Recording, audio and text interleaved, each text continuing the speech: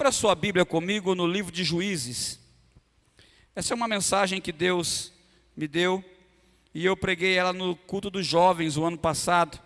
E eu gostaria de ministrar ela aqui para você essa noite. Juízes, capítulo de número 16, versículo 26. Juízes, capítulo 16, verso 26. Quem for achando vai dando um glória. Livro de Juízes, capítulo 16, versículo 26. A Bíblia diz assim: Então Sansão pediu ao jovem que o guiava pela mão: Por favor, deixa-me apalpar as colunas em que se apoia o templo, pois preciso me encostar nelas. A casa de Dagom, o templo, estava repleto de homens e mulheres, e ali estavam reunidos todos os príncipes e líderes dos filisteus. Na galeria havia cerca de 3.000 homens e mulheres se divertindo com a presença de Sansão humilhado. Então, em um certo momento, Sansão ergue um clamor a Yahvé e ora: Ó soberano e eterno Deus, eu te invoco e suplico, dai-me forças só mais esta vez, para que me vingue dos filisteus pelos meus 2 olhos cegados, ó Senhor. Imediatamente, Sansão forçou as 2 colunas centrais, sobre as quais o templo todo se firmava, apoiando-se nelas, tendo a mão direita numa coluna e a esquerda na outra. Exclamou: Que eu morra com os filisteus. E em seguida, ele as empurrou com toda a sua extraordinária força, e o templo desabou de uma só vez sobre todos os governadores e todas as pessoas que ali se reuniam. Portanto, Sansão matou mais gente no momento da sua morte do que em toda a sua vida. Até aí diga amém. Eterno Deus, graças te damos, ó Pai, e a minha oração é que o Senhor fale conosco agora de uma forma poderosa, em o nome de Jesus. Todos digam: sente-se adorando a Deus.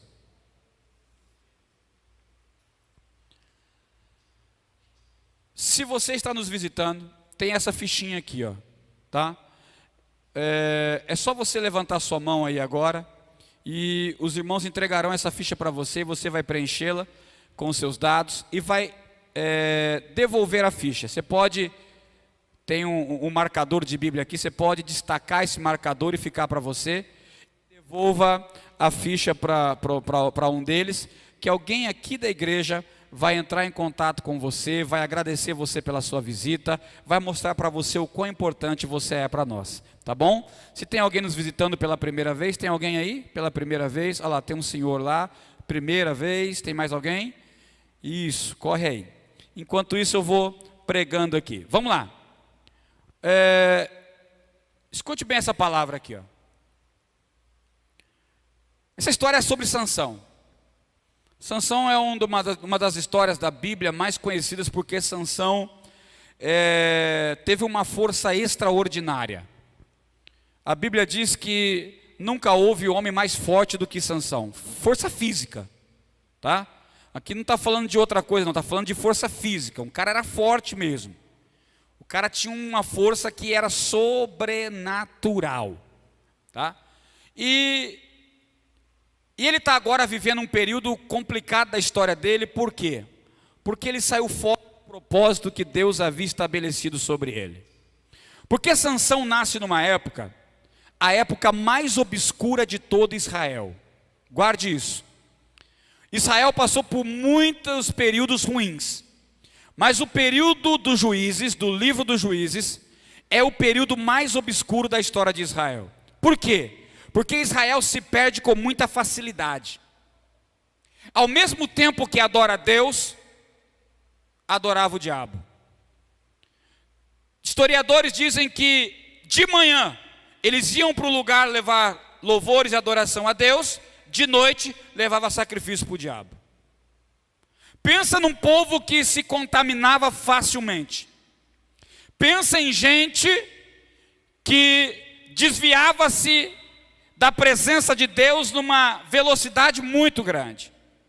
E por causa disso, lá no capítulo 13, A Bíblia diz que Deus permitiu que os filisteus subjugassem a Israel durante 40 anos. Ou seja, mais uma vez Israel está cativo como escravo na mão de um povo, porque desobedeceu ao Senhor. Porque toda desobediência custa alguma coisa. Alguém está comigo essa noite? 40 anos o povo sofreu. 40 anos os filisteus vieram e tomaram o que Israel tinha. Até que Deus, quando ninguém mais imagina que a história pode ser mudada, resolve mudar a história do seu povo. Por quê? Porque a bondade de Deus e a sua misericórdia duram para... Oh, aleluia! E não tem história, não tem período que dura para sempre. Escute isso. Para Deus tudo é uma fase. Repita comigo, para Deus tudo é uma fase. O que está dizendo, pastor? Eu estou dizendo que para Deus tudo passa. Por isso que o choro pode durar uma noite, mas a alegria vem pela... É uma fase.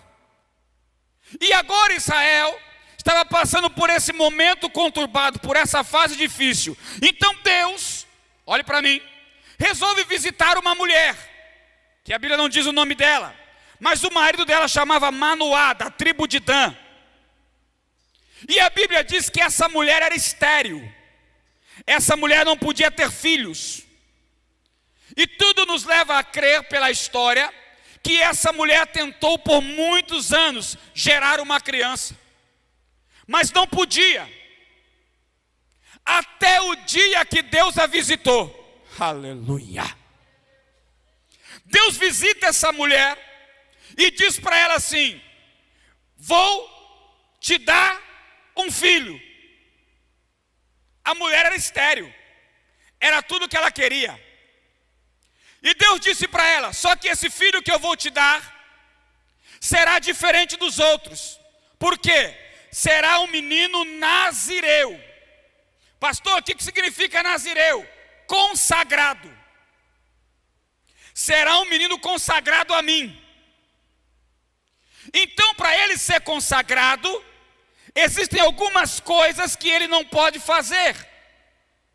Por exemplo, não pode beber bebida forte, não pode tocar em nada morto, e não pode passar navalha sobre a sua cabeça.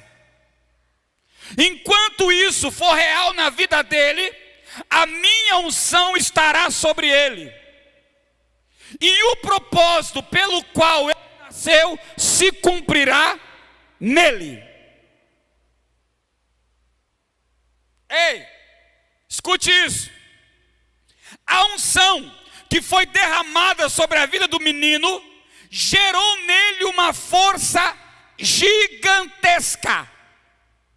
E algo aqui já me chama a atenção. O que é? Ele nasceu de um útero fraco. Pastor, não entendi. Deus escolheu algo fraco para fazer algo poderoso acontecer. Tem alguém me ouvindo aqui essa noite? Será que tem alguém me ouvindo aqui essa noite?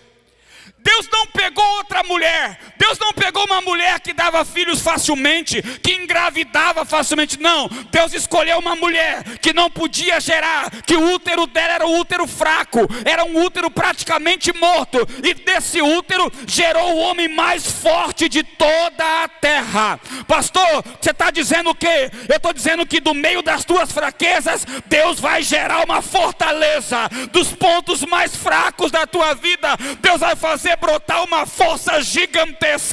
Da onde você olha e acha que nada pode acontecer, dali virá o milagre que você tanto espera. Alguém pode adorar a Deus essa noite comigo? Ei, Talvez você entrou aqui dizendo: pastor, será que Deus sabe das minhas fraquezas? Será que Deus sabe das minhas limitações? Será que Deus sabe o como eu sou de verdade? Meu querido, Ele sabe. E Ele te trouxe aqui essa noite para dizer: se prepara, porque eu escolhi você. É você que eu vou usar para fazer algo extraordinário acontecer. É você que eu vou usar para fazer algo maravilhoso surgir. Aleluia! Você está aí, crente? Mas daí aconteceu o seguinte, que o marido não estava, o tal do Manoá não estava. Quando ele chega, a mulher fala para ele assim, eu estou conjecturando, tá? Ô bem, e ele: oi, você não sabe o que aconteceu aqui hoje? E ele falou: o que foi? Deus veio aqui. Você não pegou, né? Deus esteve aqui em casa. O marido acho que regalou os olhos e falou: o quê? Como é que é? Veio, me visitou. E aí? E aí que ele disse que eu vou engravidar. Que ele vai dar um filho para nós. Ó. É mesmo? E o que mais que ele diz? Que o nosso filho vai ser diferente. Aleluia. Oh, glória a Deus. O marido se alegrou. Mas ficou algo. Então a Bíblia diz que ele orou ao Senhor. E ele disse para Deus: aparece de novo lá em casa. Ele pediu para que Deus aparecesse. E sabe o que a Bíblia diz? Que Deus apareceu. Ah, você não está me ouvindo, meu irmão? O que você está dizendo, pastor? Eu estou dizendo que Deus está dizendo para você essa noite: pede porque eu vou lá. Não, pede para mim ir na tua casa e você vai me ver lá. Pede para eu entrar no teu serviço, você vai me ver lá. Pede para visitar onde você vai estar, você vai me ver lá. Se você pedir, eu vou. Meu Deus.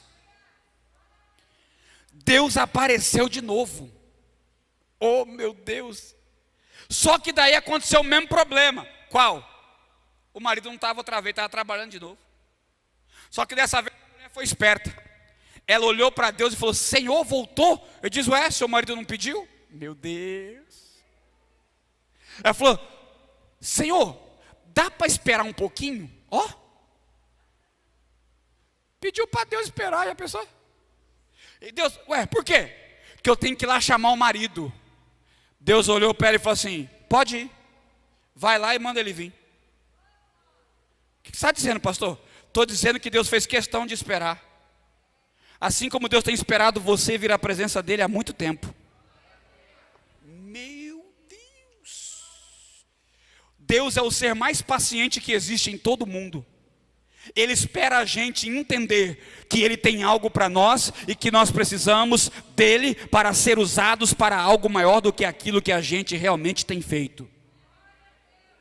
Olha, meu Deus, olha para o teu irmão e diga para ele: Deus está te esperando. Para quê, pastor? Para viver o verdadeiro propósito que Ele tem sobre a tua vida. Porque você não pode vir num culto como esse e achar que veio aqui só por vir. Você não pode olhar no espelho e achar que nasceu só por nascer. Foi Deus quem te deu a vida. E se Ele te deu a vida é porque Ele tem um propósito para fazer através de você e em você. Tem alguém me ouvindo nessa noite? Olha para o teu irmão e diga: Deus está te esperando. Ah, meu Deus. A mulher foi, chegou no Manoá e falou: marido. Ele disse: que foi? Deus está lá em casa. Uhul! O marido: como é que é? Ela diz: Deus está lá em casa. Você quer uma notícia boa essa noite ou não? Quer ou não quer? Só minha mulher que dá glória, para ver se eu não perco a esperança. Você quer uma notícia boa ou não quer? Quando você sair daqui dessa porta para fora, Deus vai estar te esperando na tua casa essa noite. Essa semana vai ser a semana do teu milagre. Essa semana vai ser semana que portas vão se abrir. Essa semana vai ser semana que a notícia boa vai chegar. Essa semana Deus vai se fazer presente na tua vida. A hora que você bater o pé, Ele vai estar lá para dizer: vim te trazer uma notícia, que aquilo que você esperou por muito tempo, chegou a hora. Quem pode adorar Ele por isso? Quem pode glorificar Ele por isso? O marido foi, chegou lá, Deus estava lá. Ele disse: Senhor, fala tudo para mim, como é que eu devo criar esse menino, porque eu não quero falhar em nada. Deus disse para ele as mesmas coisas: não pode beber bebida forte, não pode tocar em coisa morta, e não pode passar navalha sobre a sua cabeça. O homem entendeu, recebeu tudo o que Deus havia dito. Deus foi embora, a mulher engravida, o menino nasce. Então coloca o nome nele de Sansão. A palavra Sansão significa pequeno sol. O pai e a mãe entenderam o que Deus queria, entenderam que havia um propósito sobre a vida daquela criança. E qual era o propósito do pastor? Era o propósito de iluminar o tempo que estava escuro. Um pequeno sol que vai brilhar em meio à escuridão. Um pequeno sol que vai brilhar em meio às trevas. Um pequeno sol que vai brilhar em tempos tempestuosos. Era isso que Sansão era. E foi para isso que Deus te criou. Para quê? Para em tempos como esse, de crise, dificuldade, de pandemia, sermos o sol na vida de alguém. Meu Deus! Deus te trouxe essa noite aqui para dizer para você: eu te fiz para brilhar, mas não para brilhar para você mesmo. Eu fiz você para brilhar na vida de alguém. Tem alguém precisando da tua luz, tem alguém precisando do teu brilho, tem alguém precisando da tua palavra, tem alguém precisando do teu abraço. Está na hora de brilhar. Tem alguém me ouvindo essa noite? Olha para quem está ao lado, mesmo de máscara, diga para o irmão: você nasceu para ser sol na vida de alguém. Meu Deus!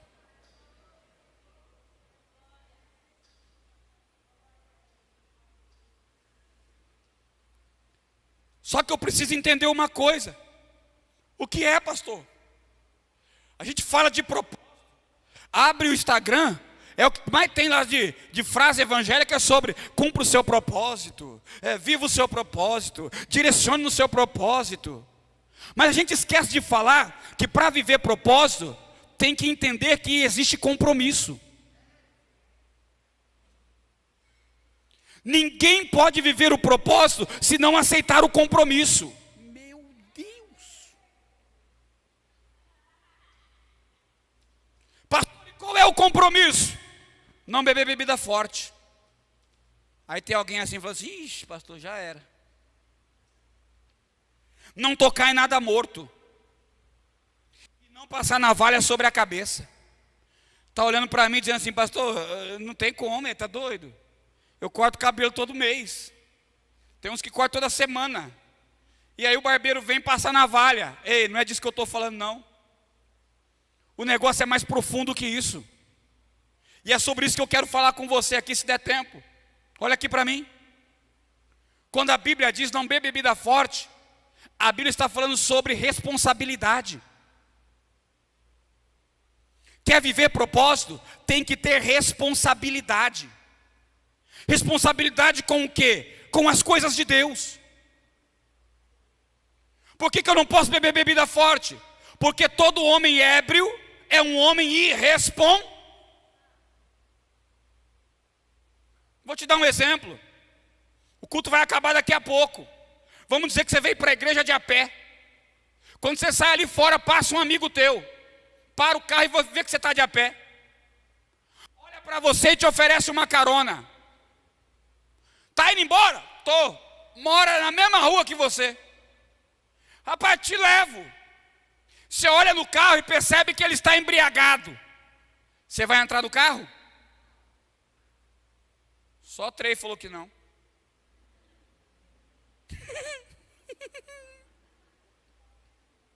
Tem uns assim, ai pastor, mas você não sabe onde eu moro.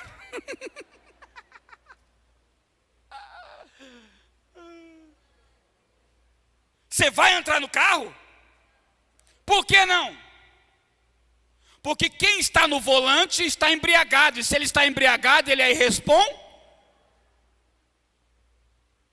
As festas que saem em briga, geralmente saem por causa de porque é um bando de irresponsável. É disso que Deus está falando.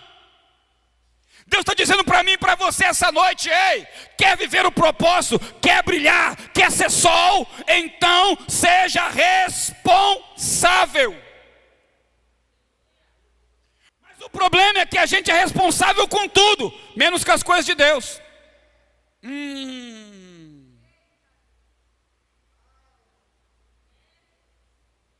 A gente é responsável com o trabalho. Não chega 1 minuto atrasado, mas não se preocupa se o culto já começou às 6 e chegar às 7. Ai, falei. Vou pregar só esse ano aqui, essa vez, depois só o ano que vem, viu? Tem que aproveitar então. É sério, meu irmão. Nós invertemos as coisas. O que era para ser primordial na nossa vida não é. E tratamos o reino de Deus como se fosse segunda opção. Eu e você precisamos entender que essa obra não é minha, que essa obra não é do pastor Vanderlei, que essa obra não é do pastor Edson, essa obra é do Senhor Jesus. Eu preciso levar isso aqui a sério, meu irmão. Mas não. A gente larga tudo na igreja para fazer outra coisa. Jesus. A gente pega um compromisso na igreja hoje. Amanhã alguma coisa aconteceu, briguei com o marido. Vou falar. Aí briguei com o marido, estou chateada, não vou para a igreja. Mas a irmã não tem que estar lá hoje, porque tem algo lá. Não, mas hoje eu estou chateada.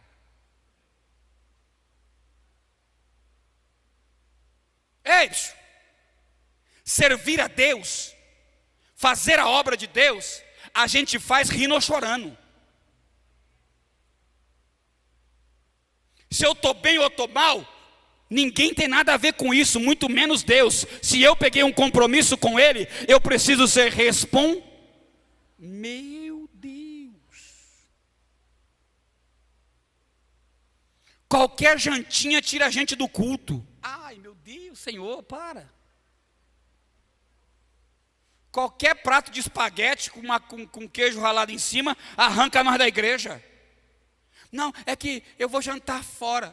Janta no sábado. Domingo é dia de buscar ao Senhor. Pegou um cargo, meu irmão, vai até o fim nesse cargo. Se tudo estiver bem, vai até o fim. Se tudo não estiver bem, vai até o fim do mesmo jeito. Você fez um compromisso e não é com o homem, mas é com Ele, o Senhor de todas as coisas. Precisamos ter responsabilidade. Olha para o irmão, ele quer viver o propósito? Já tem uns desistindo, né? Fala para o irmão, quer viver o propósito? Responsabilidade. Diga para o irmão, não beba bebida forte. Alguém está entendendo o que eu estou pregando? Segunda coisa, não toque em nada. Aí você está olhando para mim dizendo, pastor, isso eu estou livre. Ixi, eu não toque em nada morto, não. Não, pastor. Não mesmo? Não. Você nunca desenterrou um assunto que já estava enterrado?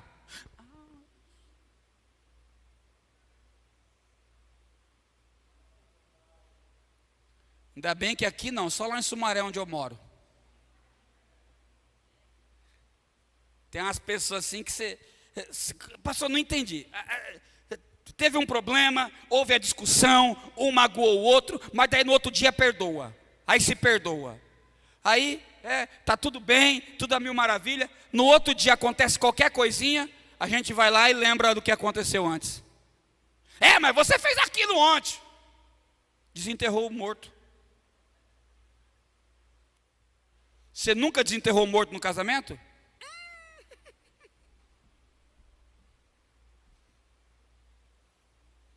Pastor, o que é tocar no morto? É trazer assuntos passados que deveriam estar enterrados. Toda vez que você desenterra algo que era para estar enterrado, que você traz à tona que não deveria vir, a única coisa que serve é para juntar mosca. Porque coisa morta só junta mosca. E quando junta mosca, quem se apresenta na sua vida não é Deus, mas é o diabo. É por isso que assuntos que deveriam estar enterrados, quando são desenterrados, geram mais problemas ainda. Porque no meio desse negócio, quem se apresenta é o inimigo. Por que você diz isso, pastor? Porque a própria Bíblia diz que ele é o Senhor das moscas. O nome Beuzebu na Bíblia significa príncipe de moscas. Aí sabe o que acontece? Você desenterra assunto, junta mosca. Aí vem todo atribulado para o culto. Aí recebe a palavra, recebe a oração, as moscas vão embora. Aí chega em casa, desenterra o assunto de novo. Aí junta a mosca de novo. Aí vem para o culto de novo. Aí recebe a oração de novo. As moscas vão embora de novo. Volta para casa, toca no assunto outra vez. Mosca de novo. E vive com a cabeça assim, ó. Não sabe por quê. Por quê, pastor? Porque você não entendeu que o problema não está nas moscas, mas está em você ficar desenterrando assuntos que não deveria mais desenterrar. Em outras palavras, deixa o passado no passado. O teu Deus não é Deus de coisas passadas. O teu Deus é Deus de coisas presentes e coisas futuras. Ele já tem tudo preparado ao teu respeito. Então, viva o que Deus tem. Olha para o irmão e diga para ele: para de desenterrar moço, desenterrar coisa. Fala para o irmão, para de juntar a mosca. Meu Deus, vou ter que terminar. Ô Jesus, ainda tem mais meia hora. Mas vocês querem jantar, estou falando. Olha para o teu irmão e diga para ele assim: não beba bebida forte. Não toque em nada morto. Meu Deus. E por último, não passe navalha sobre o cabelo. Olha aqui para mim. A unção de Deus sobre a vida de Sansão estava exatamente no cabelo. Não estava nas mãos, nem nos pés, nem na roupa. Estava nas tranças. A Bíblia diz que Sansão tinha sobre a sua cabeça 7 tranças. Eu sei que olhando assim para esse texto, fica meio difícil da gente entender. Por quê? Porque no nosso tempo, homem não usa trança mais. Pelo menos é muito difícil. É muito difícil você ver um homem com o cabelo comprido e feito trança. Muito difícil. Mas no tempo de Sansão, isso era algo normal.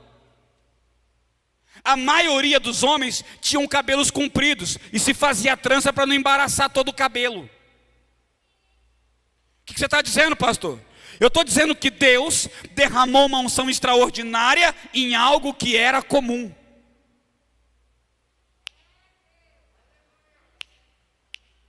Eu vou repetir isso de novo, para ver se você entende.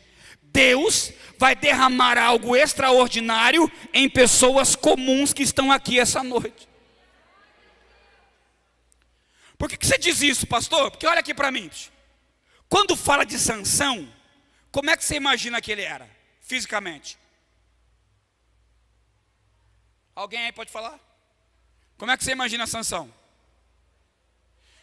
Grande. Eu imaginava o Sansão meio parecido com o The Rock. The Rock. Só o braço do cara das 2 pernas minhas. cara anda assim, de tão forte. Não é assim que você imagina Sansão? Eu também imaginava assim. Até porque a Bíblia diz que um certo dia, os filisteus correram atrás dele, e ele fugiu dos filisteus, e para mostrar a força dele, ele arrancou os portões da cidade feito de bronze, sozinho. Não estou falando o portão da sua casa não, meu irmão. Estou falando os portões que fechavam a cidade toda. Ele foi lá, arrancou, botou nas costas e saiu carregando para todo o filisteu ver que ninguém tinha força como a de Sansão. E é aí que os filisteus ficavam doidos. Por quê? Porque ao contrário do que eu e você pensa, que Sansão era um homem forte, não era, era um homem comum. Fique em pé, Mateus. Ele sabe que eu vou usar ele. Olha aí o Sansão. Faz assim para o povo ver você, Mateus. Sansão. Se você olhar para o Sansão, meu Deus, você acha que esse Sansão tem condição de carregar a porta da igreja? Tem condição de carregar o carro que está lá fora? É isso que Deus quer, que as pessoas olhem para mim e para você, obrigado Mateus, e achem que em nós não há nada, mas quando a gente começar a agir, não é o meu músculo nem o seu que vai aparecer, mas é a unção de Deus que está sobre nós. O que você está dizendo? Que essa noite Deus derramará sobre a tua vida uma unção extraordinária que vai confundir os seus inimigos. Olha para esse irmão do teu lado e diga para ele: Deus usa gente comum. Meu Deus. Meu irmão, põe isso no teu coração. Deus usa pessoas comuns. Deus não usa gente com QI elevado, pessoas com, o fulano deve ter algo a mais, o Beltrano, para de bobeira, meu irmão. Deus usa pessoas comuns que creem no propósito e que estão vivendo aquilo que Ele estabeleceu, que tem um compromisso com Ele. Se você tiver um compromisso com Deus, Deus vai usar você para fazer coisas extraordinárias acontecerem.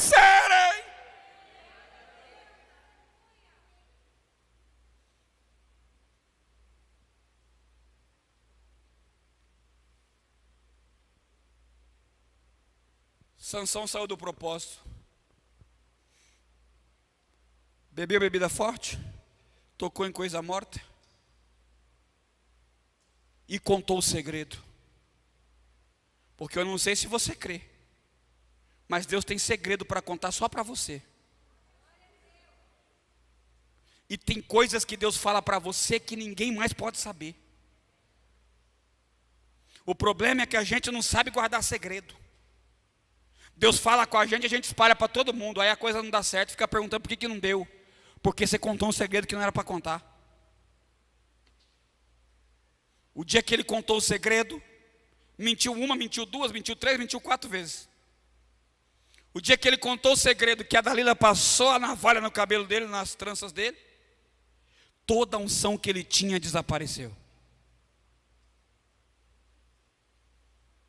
Os filisteus entraram lá, pegaram Sansão, e a Bíblia diz que desapercebido que a força havia saído dele, se levantou para lutar. Apanhou igual criança. E para castigá-lo, furaram os 2 olhos de Sansão. Vazaram os seus 2 olhos. Botaram ele no lugar de animal, numa roda, girando, para malhar trigo, malhar cereal. Passavam onde Sansão estava e caçoavam dele. Riam dele. Cadê o homem mais forte de Israel? Estou terminando agora. Até que um dia, os filisteus foram comemorar uma festa no templo de Dagom. Mais de 3.000 pessoas no templo. Olharam um para o outro e disseram: ei, precisamos de alguém para ser o bobo da corte. alguém disse: traga Sansão. A situação era tão feia que Sansão teve que vir guiado por um menino, porque ele já não conseguia mais caminhar sozinho. Porque quando você sai do propósito, você se perde no meio das situações da vida. Meu Deus! O menino veio carregando ele. Quando ele ouviu aquele alvoroço, o povo caçoando dele, ele disse para o menino: faz um favor, eu preciso descansar. Me coloca onde estão as colunas centrais do templo. Aleluia. Então diz a Bíblia que o menino pegou a mão direita de Sansão e colocou na coluna direita, e a mão esquerda na coluna da esquerda. E naquele momento Sansão fez uma oração. Que oração, pastor? A oração do arrependimento. Porque se tem algo que nos devolve ao propósito e nos faz novamente ter a unção de Deus, é o arrependimento. Meu Deus. Ele diz para Deus: Senhor, dai-me a força que eu já tive uma vez, para que eu acabe com os filisteus e cumpra o propósito pelo qual eu nasci. Os filisteus estão até ouvindo a oração dele, mas não estão crendo no que vai acontecer. Sabe por quê? Esqueceram de olhar para o cabelo.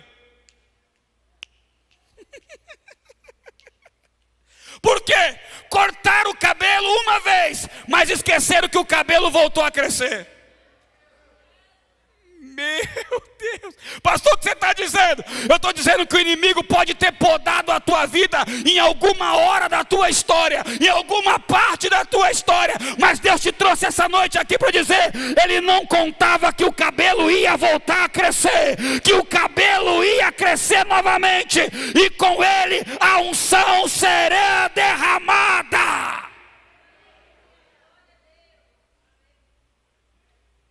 Se coloque de pé.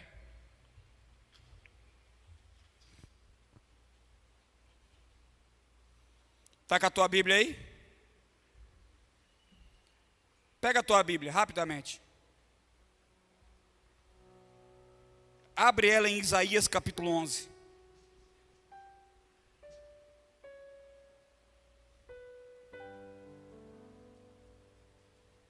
Isaías capítulo 11. Versículo 2. Olha para o teu irmão e diga para ele: o cabelo está crescendo. Meu Deus. Os irmãos carequinha ficam tudo felizes. Diga para ele aí: o cabelo está crescendo. Pastor, o que isso quer dizer? Que a unção vai voltar. Que aquilo que um dia você teve e foi tomado vai retornar às tuas mãos novamente. Malabás, orecandarabás. Que Deus vai derramar novamente a unção que Ele tem sobre a tua história e sobre a tua vida. Diga comigo: 7 tranças. Não, fala com fé, diga 7 tranças. O mesmo número de um castiçal judaico. Olhe para mim. O castiçal judaico tem 7 pontas, 7 hastes. Deus colocou na cabeça de Sansão um castiçal. E o castiçal judaico, ele é vazado, ele é oco. Para quê? Para ser colocado dentro dele o azeite. Só que o azeite que é colocado no castiçal em Israel, não é esse que nós estamos acostumados a usar aqui no Brasil, não. É um azeite tão grosso, mas tão grosso, que quando você risca o fósforo, ele pega fogo e nada mais apaga. Pastor, você está dizendo? Estou dizendo que Deus vai derramar uma unção sobre a tua vida essa noite que ninguém mais vai conseguir apagar. Diga comigo: 7 unções. Diga 7 unções. Deus vai derramar sobre a minha vida. Olha lá para o data show, olha o que está escrito.